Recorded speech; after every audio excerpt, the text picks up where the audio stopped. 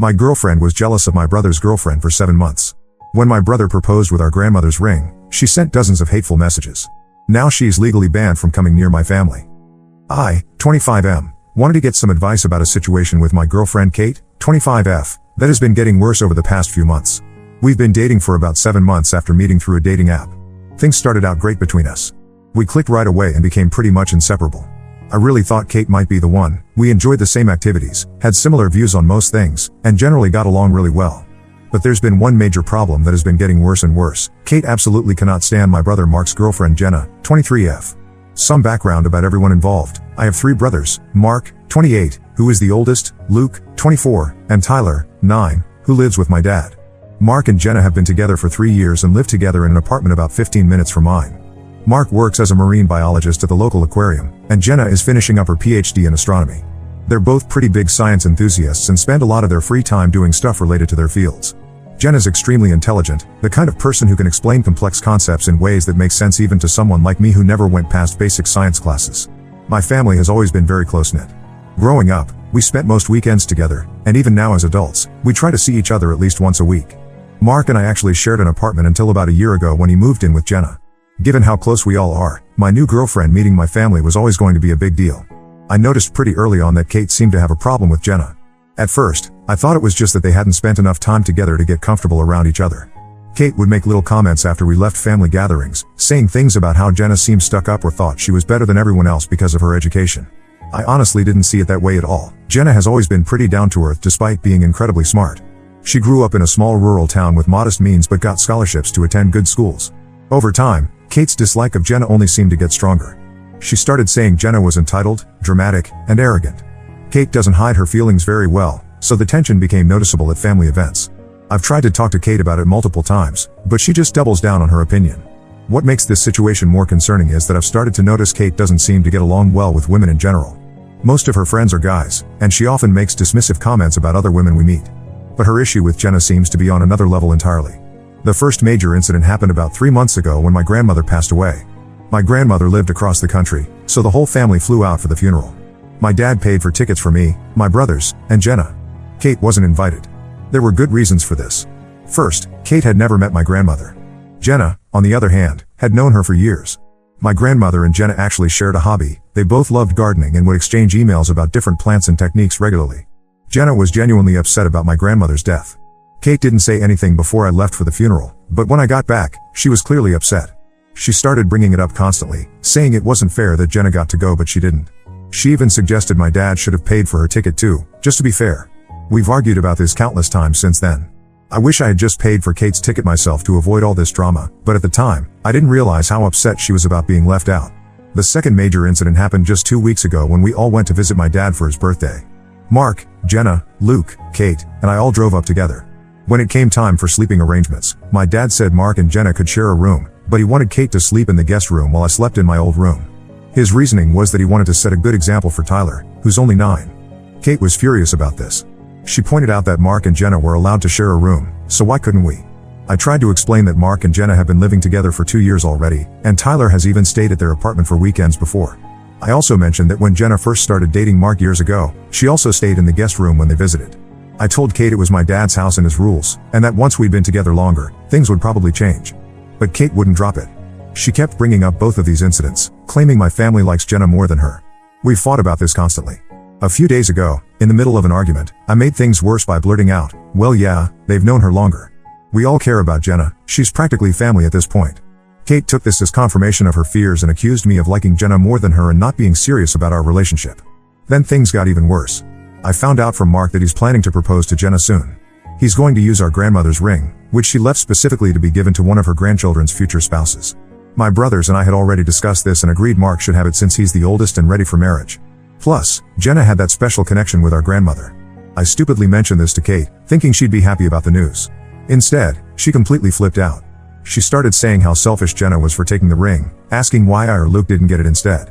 I tried to explain that we all agreed Mark should have it, but Kate refused to believe it was anything other than Jenna manipulating everyone to get what she wanted.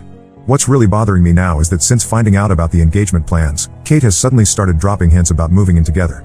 Before all this, we had explicitly agreed we wouldn't consider living together until we'd been dating for at least a year. Now she's bringing it up almost daily, talking about how her lease is ending soon and it would make more sense financially.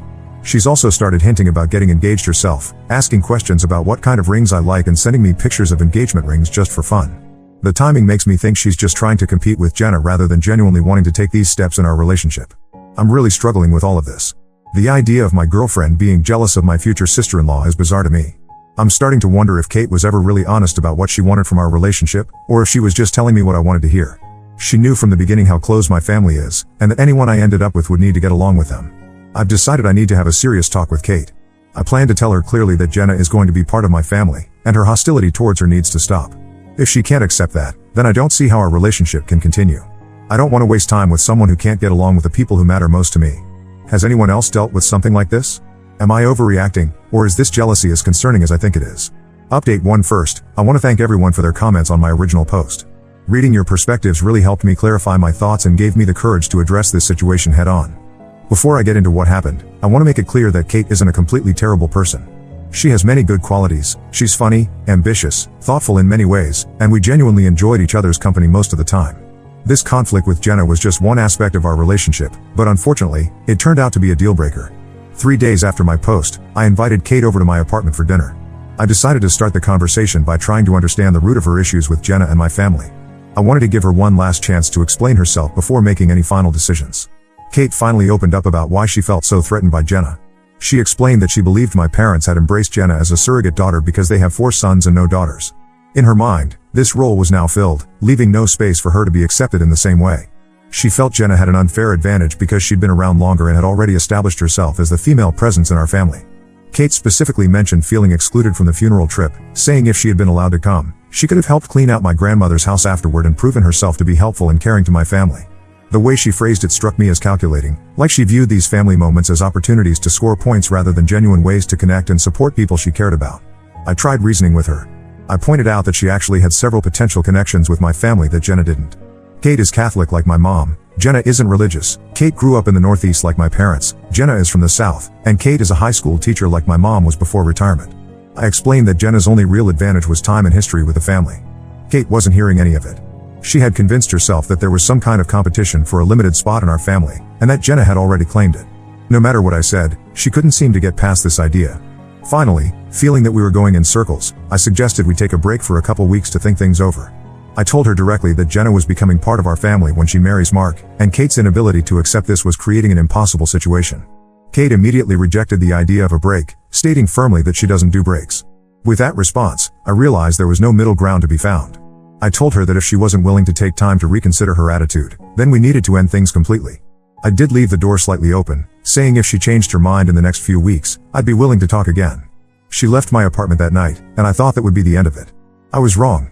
The following Sunday, I was at Mark and Jenna's place watching football. Despite the breakup, I was having an okay day, sad about Kate but glad my team was winning. Mark and Jenna were both in good spirits too since their favorite teams were doing well.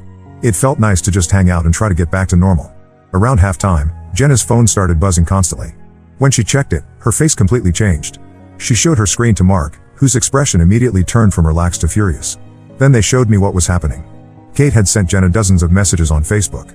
Based on the timestamps, she'd been sending them rapid fire for about 20 minutes. The content of these messages was shocking, even knowing how Kate felt about Jenna. She accused Jenna of considering my family her territory and keeping Kate out. She made horrible comments about Jenna's background, calling her a pathetic redneck from a backwards town that probably just got electricity. She mocked Jenna's parents for being religious and made classist remarks about Jenna marrying up and how her grandmother's ring was probably the nicest thing she'd ever touched. Kate even accused Jenna of being pregnant and forcing Mark to propose because of it. She threatened to dig up dirt on Jenna's past, saying something like people marry their cousins where you're from. I bet there are stories I could find about you. The messages were vicious and completely uncalled for. Jenna was visibly upset. She's usually very composed, but this attack had clearly gotten to her. She deactivated her Facebook account immediately after showing us. Mark was livid. I've rarely seen my brother that angry. I was furious too, but I couldn't see any benefit in confronting Kate further. The messages had also revealed that Kate knew about the proposal plan and the ring, which ruined the surprise for Jenna. I felt terrible for introducing Kate into our lives and exposing Jenna to this kind of harassment. The whole relationship suddenly seemed like a huge mistake that wasn't worth all the drama it had caused. Later that evening, Jenna suggested that maybe Kate's behavior stemmed from being raised as a wealthy only child who always got her way. I'm not sure if that explains it or if Kate is just naturally mean-spirited when she feels threatened. Either way, her behavior was completely unacceptable. The one small positive outcome is that Mark decided to change his proposal timeline. Jenna's father is a jeweler and was already resizing our grandmother's ring, so Mark couldn't propose immediately anyway. Instead of waiting until Christmas as originally planned, he's now thinking of proposing at Thanksgiving. At least something good will come out of this mess. Update 2: It's been about a month since the Facebook message incident, and a lot has happened that I wanted to share. After Kate's messages to Jenna, I blocked Kate on all my social media accounts and my phone. I didn't want to risk her trying to contact me or, worse, continuing to harass Jenna or possibly other members of my family. Mark and Luke also blocked her as a precaution. Despite blocking her, Kate found ways to try to reach me. She sent a handwritten letter to my apartment about 2 weeks after the incident. In it, she apologized, not for her behavior toward Jenna, but for overreacting to what she still maintained was unfair treatment by my family. She asked for another chance and claimed she had been drinking when she sent those messages to Jenna. I didn't respond. A week after that, Kate showed up at my workplace during lunch. I work at a marketing firm downtown, and she waited in the lobby until I came down to meet a client. When she saw me, she tried to start a conversation as if nothing had happened. I told her firmly that we were done and that her behavior toward Jenna was inexcusable. I asked her not to contact me again and walked away to meet my client. My coworkers later told me she hung around for almost an hour before finally leaving. The most concerning incident happened last weekend. I was having dinner at my dad's house with all my brothers, including Tyler. Jenna wasn't there because she was attending a conference related to her PhD work. Halfway through dinner, Kate showed up unannounced at my dad's door. My dad answered, and Kate immediately started asking to speak to me, saying she needed just 5 minutes of my time. My dad, who already knew everything that had happened, told her I didn't want to speak with her and asked her to leave. Kate refused to go and started raising her voice, saying she had a right to explain herself.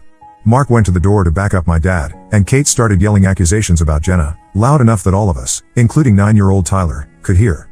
She claimed Jenna had turned my family against her and ruined our relationship. My dad eventually threatened to call the police if she didn't leave, which finally got her to go. Tyler was confused and upset by the whole scene. He asked why Mark's girlfriend's name made the lady so mad. We had to explain in simple terms that sometimes adults don't get along, which was difficult since Tyler had always liked Kate during the few times they'd met. After these incidents, I decided to take more serious measures. I contacted a lawyer friend who helped me draft a cease and desist letter.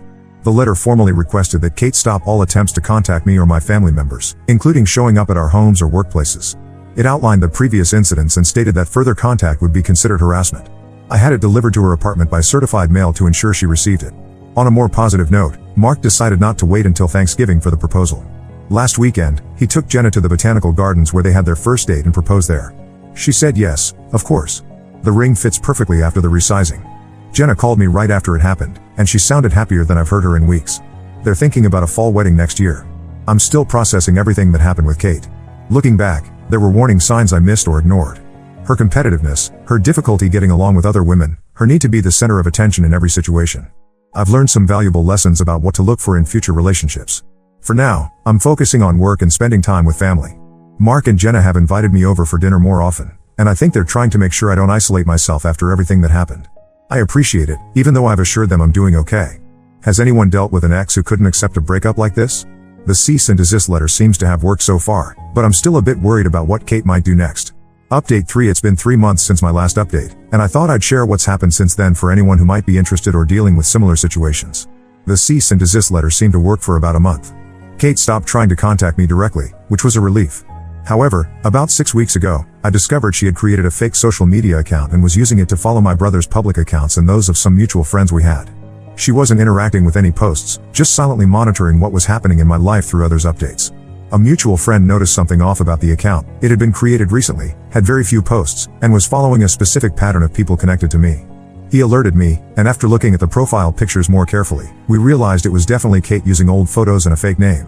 Around the same time, Jenna started receiving anonymous emails at her university address. The emails never directly mentioned Kate, but they contained veiled references to Jenna's relationship with my family and subtle digs about her background that matched Kate's previous insults. The emails weren't explicitly threatening, so there wasn't much that could be done legally, but it was clear to all of us who was sending them. The final straw came when Kate approached my youngest brother Tyler at his elementary school. She saw him at pickup time and started talking to him, asking questions about the family and specifically about Mark and Jenna's wedding plans. Thankfully, my dad arrived quickly and intervened before Tyler shared much information.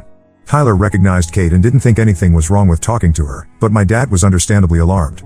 After the incident with Tyler, we decided stronger action was necessary. My lawyer friend helped us file for a restraining order based on the pattern of harassment. We compiled all evidence, screenshots of the Facebook messages to Jenna, records of Kate showing up at my workplace and my dad's house, the suspicious social media account, the anonymous emails to Jenna, and finally the incident with Tyler. The judge granted a temporary restraining order, which was later made permanent after a hearing. Kate is now legally prohibited from contacting me, Jenna, or any member of my immediate family. She must stay at least 100 yards away from our homes, workplaces, and Tyler's school. During the hearing, Kate appeared with her own lawyer and tried to paint herself as the victim of exclusion by my family. However, the evidence of her behavior was overwhelming. The judge was particularly concerned about her approaching Tyler at school and made it very clear that any violation of the order would have serious consequences. Since the restraining order was put in place 2 months ago, things have been quiet. No more attempts at contact, no more anonymous messages, no more showing up uninvited. I'm cautiously optimistic that Kate has finally accepted the relationship is over and has moved on with her life. As for my family, we've all moved forward as well. Mark and Jenna's wedding planning is in full swing. They've set a date for next September and have already secured a venue. Jenna asked me to be one of the bridesmen in her wedding party, which I was honored to accept. She's become like a sister to me over the years, and especially after going through this ordeal together, our friendship has only grown stronger. My dad has installed security cameras at his house as a precaution, and both Mark and Jenna did the same at their apartment. It's unfortunate that we felt the need to take these measures, but it gives everyone peace of mind. I've started dating again, very casually and taking things slow. The experience with Kate taught me to be more attentive to how a potential partner interacts with my family and friends, especially other women. It's a non-negotiable for me now that anyone I date needs to understand and respect the important relationships in my life. Looking back at this whole experience, I'm grateful I recognized the problem before Kate and I moved in together or got more serious. It could have been much more complicated and painful to disentangle our lives if I had ignored the warning signs. If there's any advice I can offer from all this, it's to pay attention when someone shows animosity toward the people you care about. Those feelings rarely improve with time, and they often reveal fundamental incompatibilities that can't be overcome with love alone. Now let us move to the next story. Story 2. I exposed my sister's affair at her baby shower and my entire family turned against me. 1 year later, the truth came out and now they're begging for my forgiveness. I, F35, have always had a complicated relationship with my sister Lori, F33. Growing up, we were like night and day. Lori was the perfect child, straight A's, captain of the debate team, and prom queen. I, on the other hand, was more interested in art and music, often skipping classes to hang out at the local record store. Our parents never understood my passions, constantly comparing me to Lori and wondering why I couldn't be more like her. This dynamic continued well into our adult years. Lori went on to become a successful corporate lawyer, married Randy, M34, a wealthy real estate developer, and had 2 perfect children. Meanwhile, I struggled to find my place, bouncing between odd jobs before finally settling into freelance graphic design. It wasn't glamorous, but it allowed me to pursue my passion for art. Despite our differences, I always tried to maintain a relationship with Lori.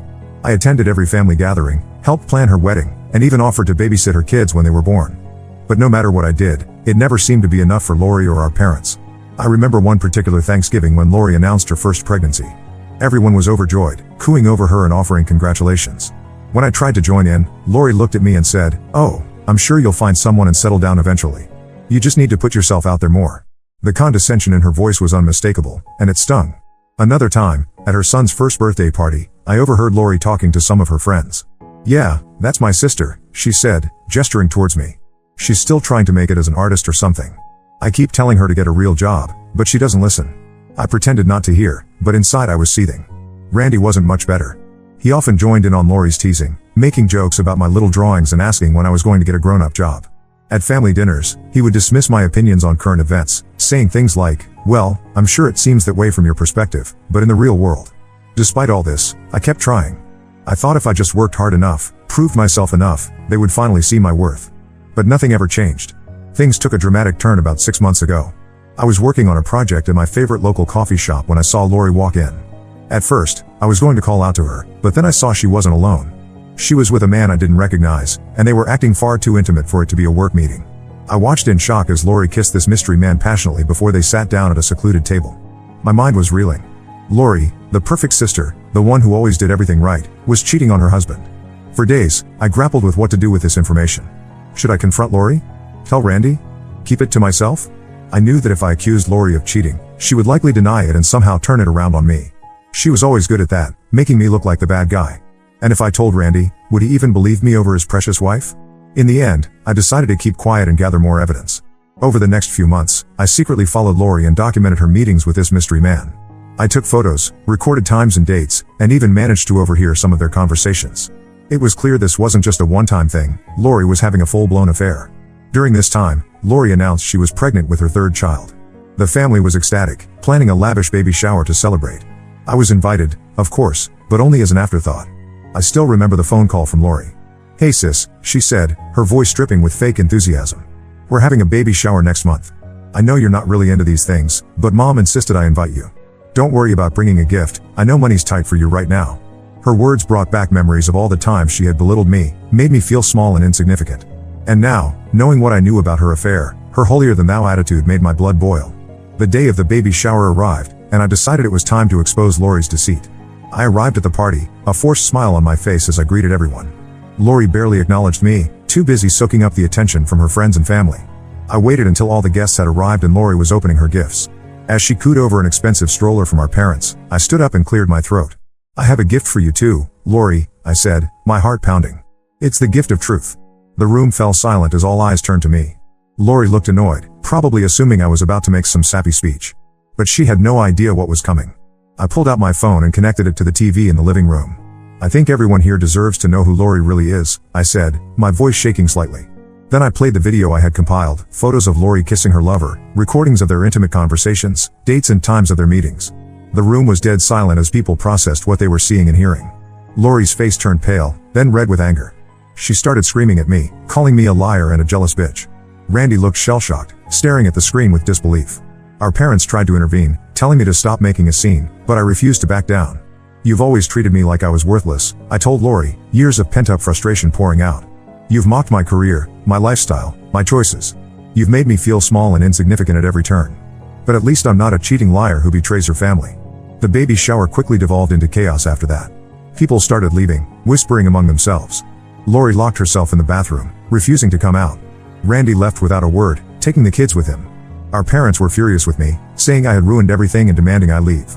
As I drove home that day, I felt a mix of emotions: vindication, guilt, anger, sadness. I knew I had just blown up my family, but a part of me felt like it had been a long time coming. It's been a week since the baby shower, and I'm still dealing with the fallout. Most of my family isn't speaking to me, saying I went too far by exposing Lori publicly. A few relatives have reached out to thank me for telling the truth, but they're in the minority. Lori has been telling everyone that I made everything up out of jealousy, and some people seem to believe her. I don't regret what I did. Lori has gotten away with treating me badly for years, always coming out smelling like roses. For once, I wanted everyone to see her for who she really is. But now I'm wondering if I took things too far. So, Reddit, Ida for exposing my sister's affair at her baby shower? Update 1. It's been about a month since the baby shower incident, and to say that a lot has happened would be an understatement. I wanted to give you all an update on the situation. First and foremost, Randy filed for divorce. He reached out to me a few days after the baby shower, asking to see all the evidence I had collected. I met him at a local diner, away from prying eyes, and handed over everything I had: photos, videos, dates, times, locations. Randy sat there for hours, going through it all, his face growing more and more grim with each piece of evidence. He told me that when he confronted Lori with the evidence, she tried to deny it at first. She claimed I had fabricated everything out of jealousy. But when faced with the overwhelming proof, she finally broke down and confessed. Randy was devastated but grateful to me for revealing the truth. Lori, on the other hand, has been on a warpath. She's been telling anyone who will listen that I'm a pathological liar who made everything up to ruin her life. She's even threatened to sue me for defamation, though I'm not too worried about that given the mountain of evidence I have. Our parents are still furious with me. They've been supporting Lori through all of this, helping her move out of the house she shared with Randy and even offering to pay for her lawyer. They've made it clear that they believe I acted out of jealousy and spite, and that I've torn the family apart. I tried to explain my side of things to them. I told them about all the years of belittlement and condescension I had endured from Lori. I reminded them of all the times they had compared me unfavorably to her, making me feel like I was never good enough. But they refused to listen. In their eyes, Lori is still the golden child who can do no wrong, and I'm the troublemaker who ruined everything. The rest of the family is divided. Some relatives have reached out to express their support, saying they always suspected Lori wasn't as perfect as she pretended to be. My cousin Amy called me and said, "I always thought Lori was full of it. Remember that time at Grandma's 80th birthday when she accidentally spilled wine on your new dress? I knew that wasn't an accident." It's been validating to hear that others had seen through Lori's facade. However, others are firmly on Lori's side, believing her claims that I made everything up. It's been hard seeing how quickly some people were willing to believe the worst of me. My Aunt Susan, who I've always been close to, called me in tears, asking how I could do such a terrible thing to my own sister. No matter how much I tried to explain, she wouldn't believe me. One unexpected development has been my relationship with Randy's family. His parents and siblings have been incredibly supportive, thanking me for exposing Lori's infidelity. They've even invited me to family gatherings, something Lori always forgot to do when she was married to Randy. Last weekend, I attended a barbecue at Randy's parents' house. It was strange being there without Lori, but also refreshing to be around people who appreciated me. As for Lori's pregnancy, it turns out the baby might not be Randy's. She's refusing to do a paternity test, which pretty much confirms everyone's suspicions. Randy is devastated at the thought that the child he was so excited about might not be his. He confided in me that he had always wanted a big family, and the thought that this baby isn't his is breaking his heart. I've been struggling with mixed emotions through all of this. On one hand, I feel vindicated. For years, Lori treated me like I was worthless while everyone praised her, and now the truth about her character is out. I remember all the time she mocked my career choice, like when she said at a family dinner, "Oh, you're still doing that little art thing? How cute." I guess someone has to design those free flyers they hand out at the supermarket. Now everyone knows that behind her perfect facade, she's capable of deep betrayal. On the other hand, seeing my family torn apart like this is hard, even if I don't regret my actions. I never wanted to be the cause of so much pain and chaos. There are moments when I miss the family dinners, the holiday gatherings, even the teasing. At least then we were all together. I've been focusing on my work to distract myself from all the drama. Ironically, the publicity from this whole incident has led to an increase in clients for my graphic design business. It seems some people in our community admire me for having the courage to expose the truth, even at great personal cost. I recently landed a big contract designing a campaign for a local politician, something I never would have gotten before all this happened. Despite the ongoing chaos, I stand by my decision to reveal Lori's affair. The truth was bound to come out eventually, and I believe Randy and the kids deserve to know. I just hope that in time, my parents and other family members will understand why I did what I did. For now, I'm taking it one day at a time, focusing on my work, and trying to navigate this new family dynamic. Update 2. It's been 6 months since my last update, and the situation has evolved in ways I never expected. I wanted to share the latest developments with you all. The biggest news is that Lori's baby was born 2 months ago. As many suspected, the paternity test confirmed that Randy is not the father. The real father turned out to be Lori's coworker, the man I had seen her with at the coffee shop. This revelation has caused another wave of drama in the family. Randy has been struggling to cope with everything. He's devastated about the baby not being his, and he's been fighting for full custody of their 2 older children. Lori is contesting this, leading to a nasty court battle. I've been supporting Randy as much as I can, providing statements about Lori's character and her treatment of me over the years. Last week, I attended one of the court hearings. Seeing Lori there, looking disheveled and stressed, was surreal. For a moment, I almost felt sorry for her. Then I remembered all the years of her cruel comments and condescending attitude, and my sympathy evaporated. My parents have finally started to come around. After the paternity test results, they couldn't deny the truth any longer. They came to my apartment one evening, looking tired and defeated. My mom said, "We owe you an apology. We should have believed you from the start." It was validation I had been craving for years, but it felt hollow somehow. Years of favoritism towards Lori can't be erased overnight, and I'm finding it hard to forgive them for their initial reaction. Lori has become increasingly isolated. Many of her friends have distanced themselves from her, and she's facing disciplinary action at work due to her affair with a coworker. She's been reaching out to me, alternating between angry accusations and tearful pleas for reconciliation. One day she'll leave me a voicemail calling me a jealous, vindictive bitch, and the next she'll send a text saying she misses me and wants to make amends. I've been keeping my distance, not ready to let her back into my life after everything that's happened. Surprisingly, this whole ordeal has led to some positive changes in my life. The increase in my graphic design business has continued, allowing me to expand and hire an assistant. I've moved out of my small apartment into a nice house with a dedicated home office. It's strange to think that in some ways, my life has improved as a result of this family drama. I've also been dating someone new, a friend of Randy's who reached out to offer support during the divorce proceedings. It's early days, but it's nice to be with someone who knows the whole story and accepts me for who I am. The family dynamics have shifted dramatically. Relatives who once dismissed me are now seeking my company, often to gossip about Lori. It's a strange feeling, being the one people turn to for information and support after years of being the family outcast. Last month, at a cousin's wedding, I found myself surrounded by relatives hanging on my every word as I shared the latest updates on the situation. Part of me enjoyed the attention, while another part felt uncomfortable with the way they seemed to be reveling in Lori's downfall. I've been in therapy to deal with all the emotional fallout from this situation.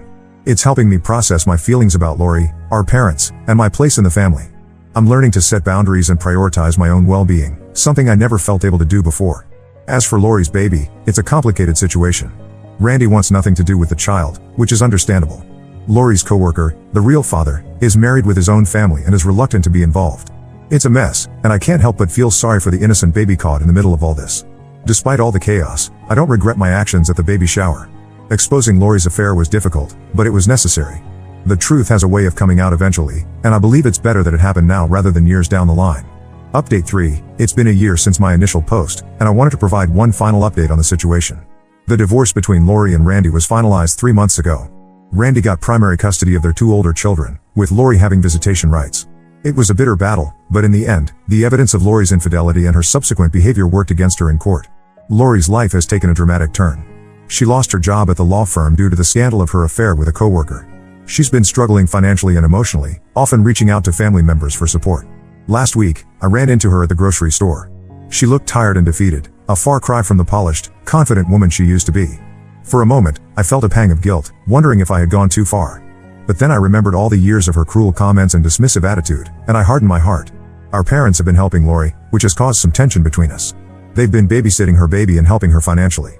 When I questioned this, my mom said, "She's still our daughter, and she needs us right now." I understand their position, but it's hard not to feel a bit resentful, remembering all the times I struggled and they told me to figure it out on my own. Randy has been doing better. He's focused on his kids and his business, and he's even started dating again recently. We've maintained a friendly relationship, and I'm glad to see him healing from all the hurt Lori caused. Last month, he invited me to his daughter's dance recital. Seeing him there, cheering her on with genuine happiness, made me feel like exposing the truth was worth it, despite all the chaos it caused. As for me, my life has changed in ways I never expected. My graphic design business has continued to thrive, and I've even been approached about teaching a course at a local community college. It's ironic, for years, Lori mocked my career choice, but now I'm the one with a stable, growing business while she's struggling to find work. My relationship with Randy's friend has grown serious, and we're talking about moving in together. It's strange to think that something positive could come out of this whole mess, but I'm cautiously optimistic about our future. My relationship with my parents is still complicated. While they've acknowledged that they were wrong about Lori and unfair to me, years of favoritism aren't easy to overcome. We're in family therapy together, trying to work through our issues and build a healthier relationship. It's a slow process, filled with uncomfortable conversations and painful revelations, but I'm hopeful that we can eventually reach a better place. Lori's baby is now 10 months old. It's a difficult situation. The child's biological father is minimally involved, and Lori is struggling as a single mother. Despite everything, I can't help but feel for my niece. I've been grappling with whether I want to have a relationship with her, knowing it's not her fault how she came into the world. Last week, I saw them at the park. The baby was giggling as Lori pushed her on the swing, and for a moment, I saw a glimpse of the sister I used to love. Looking back on everything that's happened, I still believe I made the right choice in exposing Lori's affair. It was a difficult and painful process, but it allowed the truth to come to light and gave people the opportunity to make informed decisions about their lives and relationships. This experience has taught me a lot about standing up for myself, the importance of honesty, and the complicated nature of family dynamics. While I never wanted to be the person to cause such upheaval in my family, I've come to accept that sometimes difficult actions are necessary for the truth to prevail. As I move forward, I'm focused on building a life that's true to who I am, surrounded by people who value honesty and respect. It's been a long and tumultuous journey, but I'm hopeful for what the future holds. The family gatherings are smaller now, and there's still tension in the air, but at least the relationships that remain are built on truth rather than pretense. Last week, I had dinner with Randy and the kids. As we sat around the table, laughing and sharing stories, I realized that while my actions had undoubtedly caused pain, they had also paved the way for new, more authentic connections. It's not the family I grew up with, but maybe, in time, it could be something even better.